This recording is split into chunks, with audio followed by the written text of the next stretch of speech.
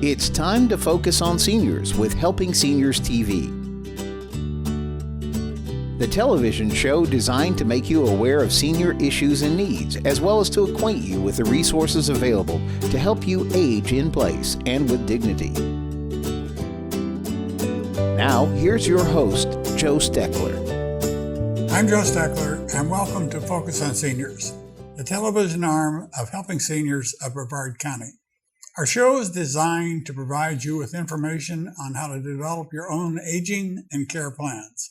Our topic today is balance, falls, and ambulation. And with me in the studio is Chris Marriott, physical therapist, Rehab Director from Gentiva Home Healthcare. And Chris, welcome to the show. Thanks as always, Joe, for having me. I've been doing radio and television shows with you for a number of years, and I highly respect your knowledge of the subject for today. I'm well aware of the many programs that Gentiva has designed to help people understand the importance of balance and falls and the relationship of all these things, especially with people that are recovering from falls, stroke rehabilitation, or from surgical rehabilitation. Yep. It's become a big part of what we're experiencing with the baby boomers coming into that age. We're going to see more and more reasons to pay a closer attention to it. Yep. I think that part of our psyche for seniors is the failure to understand the importance of vision and balance and how these relate to each other. I know as I've undergone different stages of therapy that when you deprive a person of the vision, if you close your eyes, your ability to maintain your balance and your footing becomes increasingly difficult. We become more reliant, extremely reliant on our vision as we get older. Our visions pick out the horizontals and verticals, and they straighten up our world. And when we don't have our vision, or when we have a condition like macular degeneration or cataracts, we put ourselves at a much higher risk for falls, or whenever we try to walk at nighttime or go to the bathroom without a night light. Again, without that visual input to help coordinate our balance, we are much higher risk for falls. You mentioned cataracts. Anything that can cloud the visual system, impair it through your vision, whether it's double vision or cataracts or macular degeneration, all those things that will affect the ability to have clear vision will affect your balance. You don't, as you age, you don't always develop awareness of the physical factors that affect your environment, that affect you. And aging is a very slow process, and it's not something that happens overnight, and we don't realize that as our vision decreases, we adjust what we do, and we may be at a higher risk for balance. It doesn't happen overnight for most people. Now, some people have a fall and they realize it right away, but a lot of times with changes in strength and visual conditions, we develop a slow onset of a poor balance system. As a therapist, and especially with Gentiva Home Healthcare, it deals strictly with care in the home. You do not have facility care. Correct. We go in people's homes and assisted living facilities, which is people's homes. It's their home that's managed by other people. Correct. But is it more difficult to duplicate what you might find in a rehabilitation hospital as compared to the home? How do you make these things work? Well, in the home setting, it's a whole different type of therapy where we're not just focusing 100% on the patient. We're looking at the environment that they're living in, the conditions that they walk on. Is there sufficient lighting? Are the hallways cluttered? Do they have grab bars? So we are definitely working on the conditions, whether it be balance or speech or occupational therapy. But we're also taking in how they're managing at home, because that's a big part of whether these people can age successfully in place, is the systems they've got themselves, but also what's in place in the house. The So what you're talking about is home safety. Home safety is a big part. We see more and more people having to live at home, modifying the homes, putting in grab bars, looking at throw rugs, looking at floor conditions, whether they've got soft plush carpet or nice solid clean floors.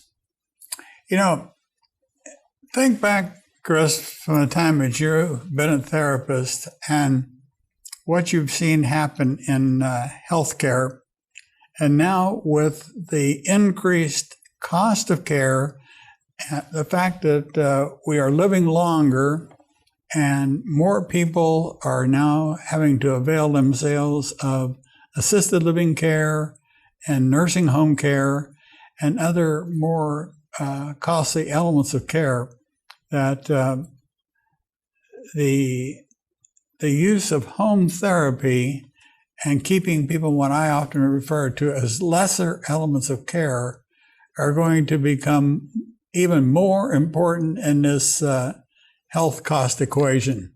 Absolutely. It's going to become a paramount way of managing our healthcare system. With our wonderful technology, we've been able to keep and increase the average age of our population, which is great, but it's also creating a more frailer population who's having to live at home. 7, 8, 9, 10 years ago, people could afford to sell their property and move into a convalescent home or an assisted living facility. But those days are difficult these days because the homes are worth less, and we see more people having to live in their home and try to manage themselves there. So we've got a more frailer population living in a place where it's sometimes a little more difficult to take care of themselves. I read a recent report on Medicaid and Medicaid managed care where they talked about two factors. One of them, cost containment, and the other, the profit margins.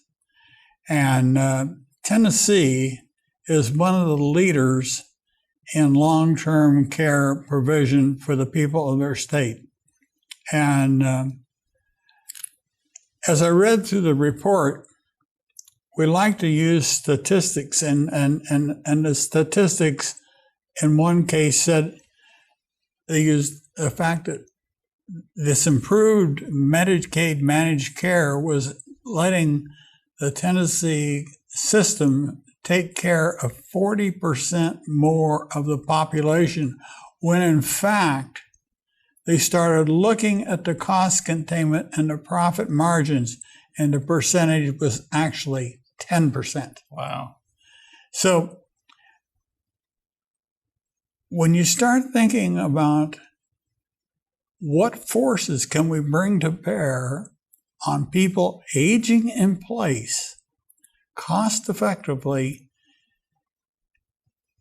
and thinking about the cost of long-term care with us aging more and human bodies wearing out and having more of a need for physical therapy, and understanding the importance of our topic today, balance, falls, and ambulation.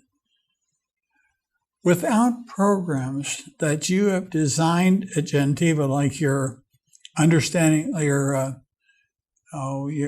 have your Safe Strides program, and you have another one where you deal with the inner ear. Mm-hmm. What is that system? Well, the inner ear is the vestibular system, and that's part of the whole Safe Strides program is working on people's balance by looking at a system that's pretty well what's failing them as we get older, which is the inner ear vestibular system. But what can you do in a home therapy setting to help seniors maintain or regain some of their sense of balance? Is that possible to do? Absolutely. One of the biggest things which limits how much a senior will do by themselves is a fear. In order to rehabilitate an inner ear or a vestibular system, you have to put the body on the verge of falling or on the outer edges of balance. And that's not something that we encourage people to do by themselves. So as therapists, we come in there and we put them on the verge of losing their balance, or get them to use their inner ear by putting them on foam cushions or using no vision exercises to help strengthen their inner ear.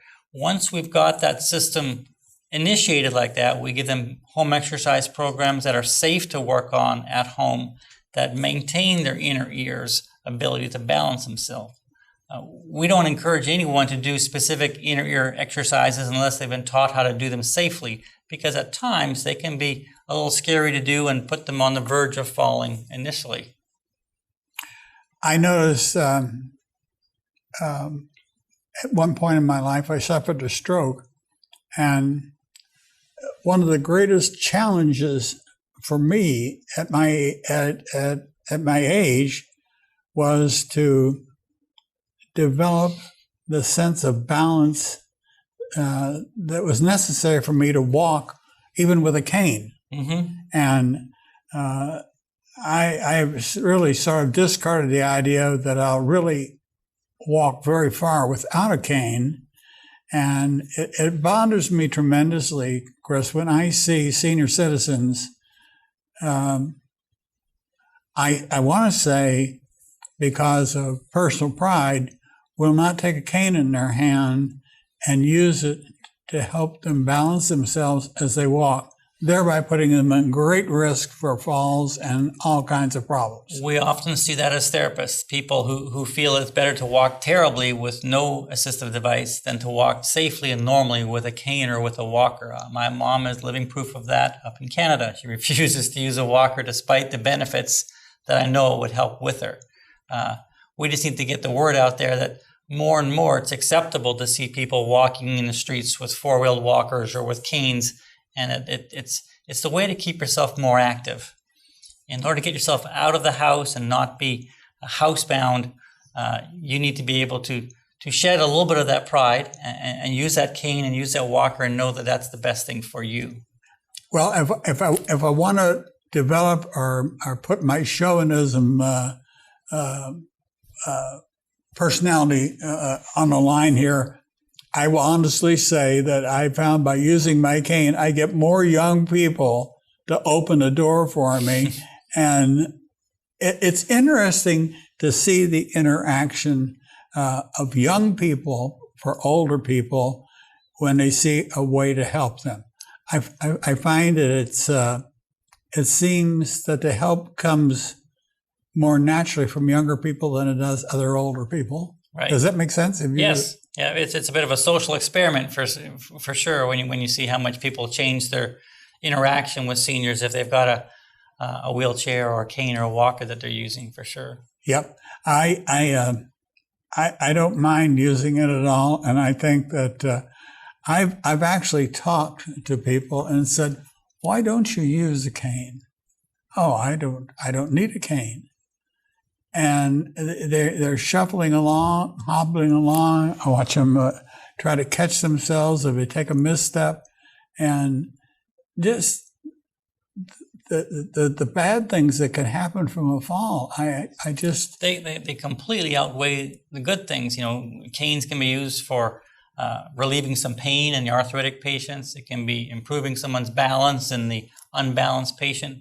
It can be causing people to walk a little bit further. So there's all different reasons why we use a cane or a walker. It can be a signal to people that they need to be careful when we're walking past them in a crowded mall. So there's a lot of benefits that really far outweigh the little bit of vanity that people have by not using them. And now that you mention it, I want to echo what you just said about the use of a cane or a rollator or a walker can help alleviate pain. It can, because in my case, I have stenosis of the spine, and I have a tendency to want to bend forward to relieve the pressure on my back. But by standing up straight, I find I'm better. But if I have the cane, it sort of causes me to force myself upright, and I can walk better once I make myself realize that it takes some of the pain off. Right. Absolutely. And there's more than just one benefit from using any kind of assistive device. And you pointed it out very well there, from back pain to and knee or to hip pain, taking some of that pressure off of that area by using that cane and putting some of it through the upper extremity. Okay, now, Gentiva is a primary skilled nursing care organization, correct? Skilled nursing and therapy, correct. And therapy. Chris, how many people would you say watching this show do not realize that if they're having problems with balance, walking, or simply ambulating easily, how many of them don't realize that if they talk to their doctor and tell the doctor of that problem, that the doctor can prescribe home therapy for them to help them reduce those problems? Oh, I would guess that if you're a senior and you're above 80, that half the people, if they can think back, if they're getting around the same as they were this time a year ago, then they probably don't need it. But I guess most or half those people will say that their functional mobility has gone down in the last year. Yeah, but a lot of people don't realize that a doctor can prescribe that. They don't realize, and even when the doctor does prescribe it, when we as a home care agency call to set up our visits, they're a little bit standoffish and kind of don't want us to come out there until we come out to their house and explain what we do and show them that we're more than just doing some jumping jacks and doing some stretches and leg lifts. We go out and do a lot of things more than they've ever thought would be possible. The elasticity of the muscles is extremely important. I know in my home therapy session with the Gentiva therapist that the stretching exercises and the use of the belt, if you're laying flat, my wife bought an exercise table, a workout table. It's extremely difficult to get down the floor, and for many people, it's dangerous. Right. Dangerous to get down the floor. You can look on the internet and you can find exercise tables that fold up like a card table. They're very safe, very comfortable, and they're easy to get onto. And you can do limbering up exercises in your bedroom in the morning, and it helps you stretch your what's the hamstring muscle. That's probably one of the most important muscles to maintain as supple as you can as you get older. I hesitate to say that stretching is probably way more important as you're a senior than strengthening to get yourself more balance and more mobility. Strengthening is going to be important, but it doesn't play nearly as big a role as the stretching will be as you get older. For the elasticity of the muscles. Absolutely. Okay.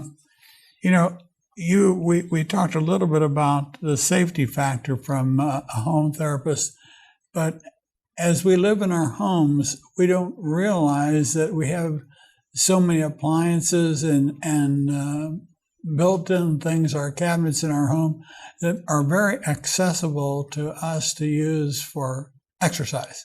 Yes, we're very creative in the home care field, turning your own little home without too much effort into a series of obstacles and activities to challenge your balance or to stretch. So there's more at home that we can use than you probably realize when we put it together to introduce rehabilitation. Yeah, if you go to a rehab hospital or a clinic, and they put you on like a parallel bar, and you do the same thing. If you have an island in your kitchen and you have the sink on one side and the island on the other, you generally have a 3 to 5 foot space in between there.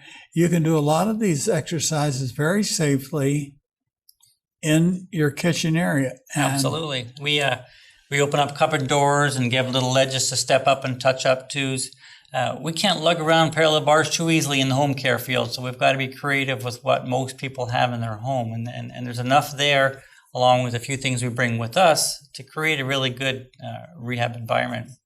Well, I have a home therapist that comes to the house, and she has a ball that's about that big, and she has a rubber pads about that big square and about that thick, about 4 inches thick, 3 or 4 inches thick.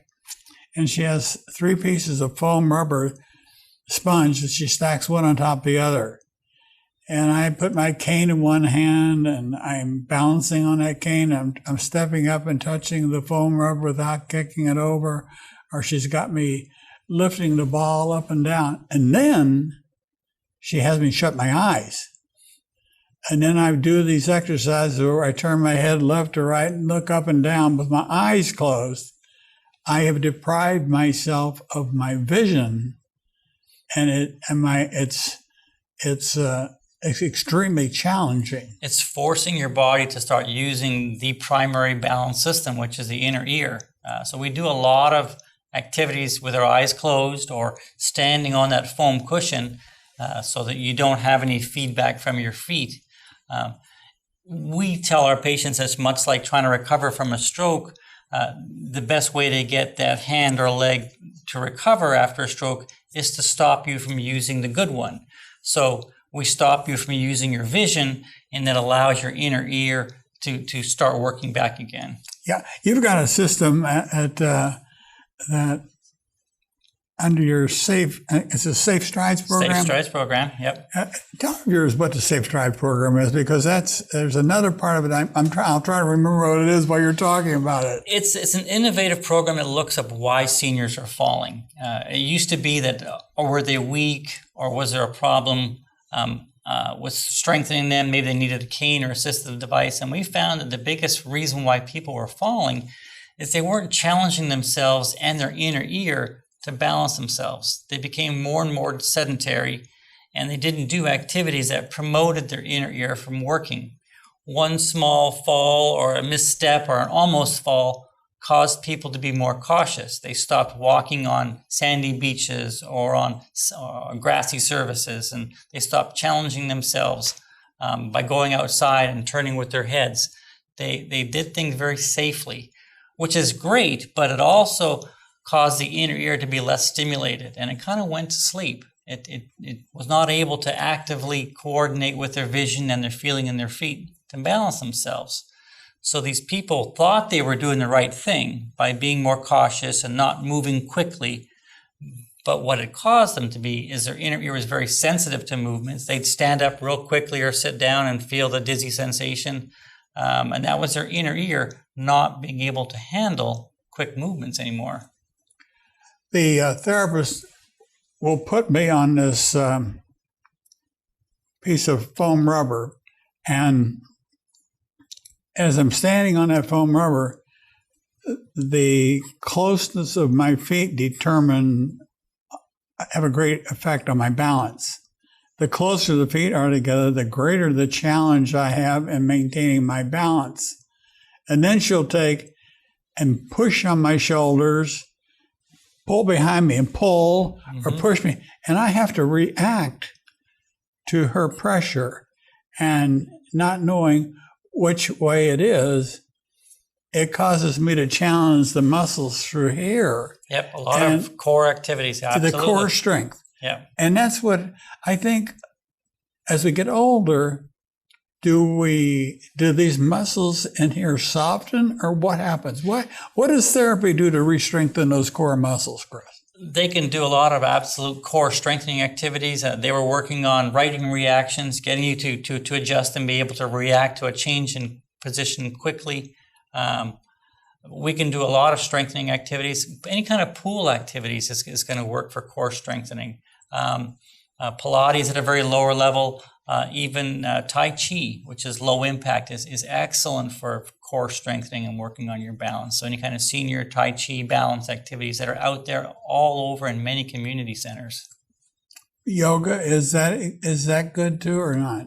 I've heard different people talk about yoga. Yoga probably not as much for the core balancing. It's good for stretching, absolutely. So I'm not an expert on it, but from what I understand, more of the Tai Chi, more of the Pilates is more of a core strengthening, and yoga can be more of a stretching activity for seniors.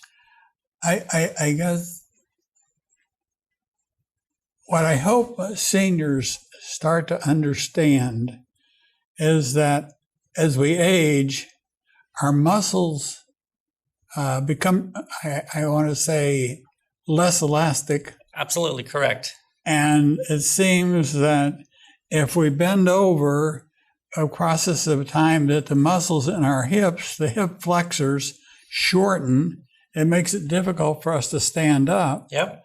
And as I age myself, all these little things keep sending signals to me to say to our viewers that it's time to wake up and realize that you can do things to improve your balance, lessen your risk of falls, and improve your overall ambulation.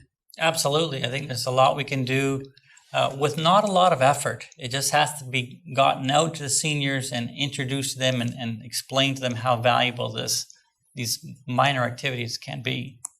What else do you have in your arsenal of tradecraft tricks that can help seniors, Chris? What else does Gentiva do in the home health therapy field? Besides our physical therapy, we've got our skilled nursing, but we've got also occupational therapy. They look at people who've got debilitating conditions like rheumatoid arthritis, that how can they better function in their home, doing their bathing, dressing, laundry, cooking, cleaning. And then our speech therapists, wonderful people for not only for getting your speech back, but looking at cognitive training, people with early onset of dementia, how a caregiver can properly communicate with someone who will inevitably become more difficult to take care of. There's special ways to dealing and communication with people with onset of dementia. So there's all ways that we can help people manage and age successfully in place at home. That's one area you mentioned the word arthritis. And it didn't come up in the beginning of our show, but that's another thing that is terribly painful for older people, just arthritis and getting those joints to move. But everything we've talked about in this show, the therapy, all these things will help lessen the impact of arthritis and arthritic pain. Yep, there's different exercises we can show people to do, or different ways that we can show people to do things easier. If it's not taking the weight off of your knees and hips, it's our occupational therapist showing ways to get dressed easier and ways to get their hands so they don't hurt when they're opening up jars or working with their ADLs. Yeah, I have found that the medicine pill bottles, having to push on those things so hard, and I'm told that there are special bottles that you can get for seniors that don't have to go through all. Is that true? Yep, absolutely. Okay. Folks, I want to thank you, Chris, for talking about this. There's just so much more we can talk about it, but I do want to thank you for watching, people, today's episode of Focus on Seniors. And if you have questions or comments, please call us at 321-473-7770. And for more information on senior care and resources, visit our website at helpingseniorsofbrevard.com. Be sure to listen to Focus on Seniors on radio station AM 1300 WMEL every Thursday morning at 9 a.m. And Chris will be there with me sometime. And look for us in your Florida Today newspaper each Thursday for our Focus on Seniors column. I'm Joe Steckler, and I thank you for joining us today for Focus on Seniors. Thank you, Chris. Thank you very much, Joe. It's a good show.